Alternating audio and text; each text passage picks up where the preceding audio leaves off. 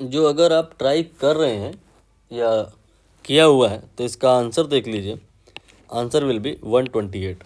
Question क्या है? We have 512 identical drops of mercury, they are charge. कितना charge दिया है ये यहाँ पर नहीं बताया, बट ड्यू टू दैट इसका पोटेंशियल जो है वो 2 वोल्ट हो गया है। फिर ऐसी ये जो सारी ड्रॉप है इनको कंबाइन कर दिया और बड़ी सी ड्रॉप बनाई है, उसका पोटेंशियल कितना होगा ये बताना है। तो पोटेंशियल जो होता है V, वो डायरेक्टली प्रोपोर्शनल होता है Q/R। कंप्लीटली अगर कहें तो KQ/R होता है, बट K तो कांस्टेंट होता है, तो हमें यहाँ प्रोपोर्शनलिटी से कंसर्न है, मैंने Q/R लिख दिया। अब ये जो मिक्सिंग हुई है या आपने इनको ज्वाइन किया है ड्रॉप को, इसकी वजह से Q को देखना पड़ेगा कितना चेंज होएगा, R को देखना पड़ेगा, फिर पता चल जाएगा कि V में क्या चेंज आएगा। तो यहाँ पर एक ड्रॉप मैंने ली, सपोज ये 1 ग्राम की है, एक और ड्रॉप ली, ये भी 1 ग्राम की है।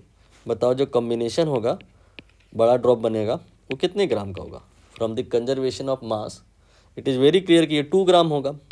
अगर एक और ड्रॉप ले लें तो ये 3 ग्राम हो जाएगा।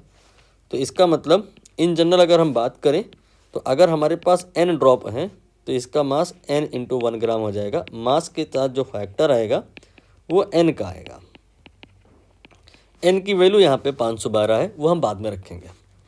फिर इसके बाद में हम बात करेंगे चार्ज की, क्योंकि चार्ज जो होता है ना वो मास के जैसा ही होता है। इस पे 1 कूलम है, इस पे 1 कूलम है, तो यहाँ 2 कूलम आ जाएगा। और अगर n ड्रॉप है तो n कूलम आ जाएगा। Q के साथ n का फैक्टर आएगा। यहाँ पर हमें 2 बातें जाननी थी, एक Q और एक R। Q पता चल गया। अब R की बात करेंगे। आप यहाँ पर देख रहे हो कि ये ड्रॉप मरकरी की है, ये भी मरकरी की है, तो जो बड़ी ड्रॉप होगी वो भी मरकरी की ही होगी। Material in all cases remain same, density is material property, so density throughout constant होगी। और मास जो होता है वो होता है volume into density, and if density is same what we can say कि जो आपका मास होगा वो वॉल्यूम के डायरेक्टली प्रोपोर्शनल होगा। मास के बारे में आपने कहा कि n का फैक्टर आएगा। क्या कहा आपने? n का फैक्टर आएगा। तो जो मास के साथ कहा आपने तो वही सेम कहानी वॉल्यूम के साथ भी हो जाएगी, n का फैक्टर आएगा। और वॉल्यूम आपका जो होता है 4/3 πRQ होता है। ये आपको सिर्फ प्रोपोर्शनलिटी देखनी थी। वॉल्यूम जो होता है R नहीं R³ होता है। तो वॉल्यूम अगर n गुना हुआ है तो R³ आपका जो है वो माना जाएगा कि n गुना हुआ है, तो R 1/3 हो जाएगा पावर में। ये आ गया R के साथ जो फैक्टर आएगा, ये n की पावर 1/3 और ये n यहाँ पे रख दीजिए।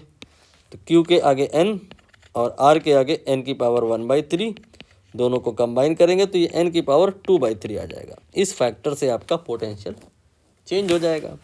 और अब हम n की वैल्यू ले लें, 512 है, इसकी पावर 2/3 हो जाएगा। 512 शायद 2 की पावर 9 होगा, मल्टीप्लाइड बाई 2/3, ये 2 की पावर 6 आ गया। 2 की पावर 6 कितना होगा?